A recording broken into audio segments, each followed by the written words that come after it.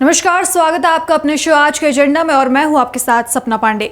Trump के tariff war के बीच आज चीन के तियानजिन शहर में एससीओ शिखर सम्मेलन हुआ, जहां पीएम मोदी ने रूसी राष्ट्रपति पुतिन और चीनी राष्ट्रपति शी जिनपिंग से मुलाकात की।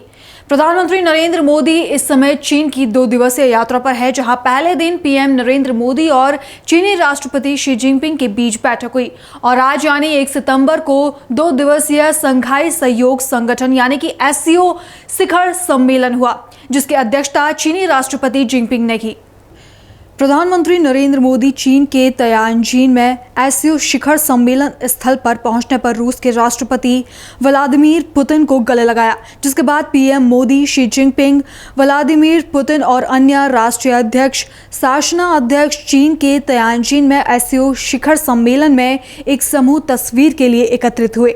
वहीं तियानजिन में एससीओ सदस्य सत्र शुरू होने पर अपने उद्घाटन भाषण में चीन के राष्ट्रपति शी जिनपिंग ने कहा, एससीओ के सभी सदस्य देश मित्र और साझेदार हैं। हमें अपने मतभेदों का सामना करना चाहिए, रणनीतिक संवाद बनाए रखना चाहिए, आम सहमति बनानी चाहिए और एकजुटता और सहयोग को मजबूत करना चाहिए। हमें सहयोग के दायरे को और बड़ा बनाना चाहिए और प्रत्येक देश की क्षमता का पूरा उपयोग करना चाहिए ताकि हम क्षेत्र में शांति, स्थिरता, विकास और समृद्धि के लिए अपनी जिम्मेदारी पूरी कर सकें। अपने संबोधन के दौरान पीएम मोदी ने एससीओ की नई परिभाषा दी। उन्होंने कहा कि भारत ने एससीओ के सदस्य के रूप में बहुत सकारात्मक भूमिका निभाई है। एससीओ के लिए भारत का दृष्टिकोण और नीति 3 महत्वपूर्ण स्तंभों पर आधारित है। वहीं इस दौरान पीएम मोदी ने एससीओ के सदस्यों के सत्र में भारत का व्यक्तित्व दिया।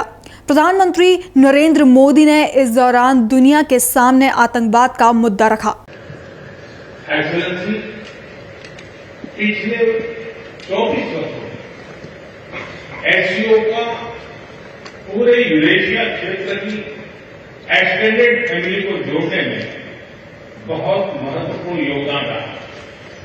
भारत ने एक सक्रिय सदस्य के रूप में हमेशा कंस्ट्रक्टिव और सकारात्मक भूमिका निभाई है।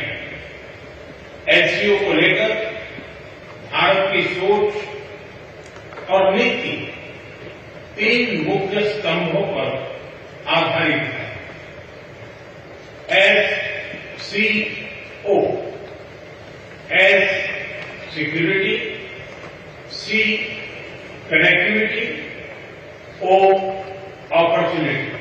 पहलगाम हमले का पीएम मोदी ने जिक्र करते हुए कहा कि हाल ही में हमने पहलगाम में आतंकवाद का सबसे बुरा रूप देखा। मैं इस दुख की घड़ी में हमारे साथ खड़े होने वाले मित्र देश के प्रति आभार व्यक्त करता हूं। प्रधानमंत्री मोदी ने पहलगाम हमले का जिक्र करते हुए कहा कि यह हमला मानवता में विश्वास रखने वाले हर देश और व्यक्ति के लिए एक खुली चुनौती थी। ऐसे में यह सवाल उठना स्वाभाविक है कि क्या कुछ देशों द्वारा आतंकवाद का खुला समर्थन हमें स्वीकार्य हो सकता है। हमें हर रूप और रंग के आतंकवाद का सर्वसम्मति से विरोध करना होगा। मानव के प्रति यह हमारा कर्तव्य है। उन्होंने कहा कि सुरक्षा, शांति और स्थिरता किसी भी देश के विकास का आधार है, लेकिन आतंकवाद, अलगाववाद और उग्रवाद इस राह में बड़ी चुनौतियां हैं। आतंकवाद सिर्फ एक देश की सुरक्षा के लिए ही नहीं बल्कि पूरी मानवता के लिए एक साझा चुनौती है। कोई भी देश, कोई भी समाज, कोई भी नागरिक इसे खुद को सुरक्षित नहीं मान सकता। प्रधानमंत्री मोदी ने कहा कि भारत ने आतंकवाद के खिलाफ लड़ाई में एकता पर जोर दिया है। भाग लेते हुए मुझे खुशी हो रही है। हमारे शानदार स्वागत और आतिथ्य सत्कार के लिए मैं राष्ट्रपति शी का हार्दिक आभार व्यक्त करता हूं। आज उज्बेकिस्तान का इंडिपेंडेंस डे है। कल किर्गिस्तान का राष्ट्रीय दिवस था। इस अवसर पर मैं दोनों लीडर्स को बधाई और शुभकामनाएं देता हूं। यह हमला केवल भारत की अंतरात्मा पर ही आघात नहीं था, यह मानवता में विश्वास रखने वाले हर देश, हर व्यक्ति को खुली चुनौती थी। ऐसे में प्रश्न उठना स्वाभाविक है, क्या कुछ देशों द्वारा आतंकवाद का खुलेआम समर्थन हमें स्वीकार्य हो सकता है? एक्सेलेंसी, हमें स्पष्ट रूप से और एक स्वर में कहना होगा कि आतंकवाद पर कोई भी डबल स्टैंडर्ड स्वीकार्य नहीं होंगे। हमें मिलकर आतंकवाद का हर रंग में, हर रूप में विरोध करना होगा। ये मानवता के प्रति हमारा दायित्व है। एक्सेलेंसी, पहले स्तंभ एस यानी सिक्योरिटी के संदर्भ में मैं कहना चाहता हूं कि सुरक्षा, शांति और स्थिरता किसी भी देश के विकास का आधार है, किंतु इस मार्ग में आतंकवाद, अलगाववाद और अतिवाद बड़ी चुनौतियां हैं।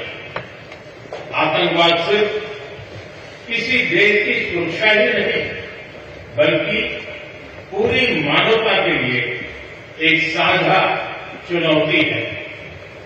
कोई देश, कोई समाज, कोई नागरिक अपने आप को इससे सुरक्षित नहीं समझ सकता। इसलिए आतंकवाद से लड़ाई में भारत ने एकजुटता पर बल दिया। इसमें एससीओ रेड्स की बहुत महत्वपूर्ण भूमिका रही। इस वर्ष भारत ने जॉइंट इंफॉर्मेशन ऑपरेशन को लीड करते हुए अल कायदा और इससे जुड़े आतंकी संगठनों से लड़ने का इनिशिएटिव किया। हमने रेडिकलाइजेशन के विरुद्ध समन्वय बढ़ाने और मिलकर कदम उठाने का भी प्रस्ताव रखा। टेरर फाइनेंसिंग के खिलाफ आवाज उठाई। इसमें मिले समर्थन के लिए मैं आभार व्यक्त करता हूं। एक्सेलेंसी, भारत पिछले 4 दशकों से निर्मम आतंकवाद का दंश झेल रहा है। कितनी ही माताओं ने अपने बच्चे खोए और कितने बच्चे अनाथ हो गए। हाल ही में हमने पहलगाम में टेररिज्म का बहुत ही घिनौना रूप देखा। इस दुख की घड़ी में जो मित्र देश हमारे साथ खड़े रहे, मैं उनका आभार व्यक्त करता हूं। वहीं एससीओ सदस्य सत्र के बाद प्रधानमंत्री नरेंद्र मोदी और रूस के राष्ट्रपति व्लादिमीर पुतिन के बीच द्विपक्षीय बैठक हुई। इस बैठक में दोनों देशों के प्रतिनिधि भी मौजूद रहे। इस बैठक में ट्रंप टैरिफ समेत कई मुद्दों पर बातचीत हुई। पीएम मोदी ने इस बैठक के दौरान कहा, आपको मिलना एक यादगार मीटिंग भी होती है, बहुत सारी चीजों का आदान प्रदान होता है। दिसंबर में 23वें समिट के लिए 140 करोड़ भारत आपको उत्सुकता के साथ स्वागत कर रहे हैं। कठिन से कठिन हालात में भी भारत और रूस कंधे से कंधे मिलाकर चलते हैं। हमारा करीब सहयोगी दोनों देशों के लोगों के लिए ही नहीं, वैश्विक शांति और स्थिरता के लिए जरूरी है। यूक्रेन पर हम लगातार चर्चा करते रहे हैं, शांति के प्रयासों की सराहना करते हैं। आशा करते हैं कि सभी पक्ष संघर्ष को जल्द खत्म करने के लिए आगे बढ़ेंगे। प्रधानमंत्री नरेंद्र मोदी जापान और चीन की अपनी सफल यात्रा पर पूरा करने के बाद चीन के तियानजिन से रवाना हुए। जापान में प्रधानमंत्री मोदी ने 15वें भारत जापान वार्षिक शिखर सम्मेलन में भाग लिया और चीन में संघाई सहयोग संगठन समिट में भाग लिया, जिसके बाद पीएम मोदी ने एससीओ समिट के सफल आयोजन के लिए राष्ट्रपति शी जिनपिंग का आभार जताया। फिलहाल आज के हमारे शो में बस इतना ही। देश और दुनिया की बाकी तमाम खबरें देखने के लिए बने रहिए पल्स 24 न्यूज के साथ। नमस्कार।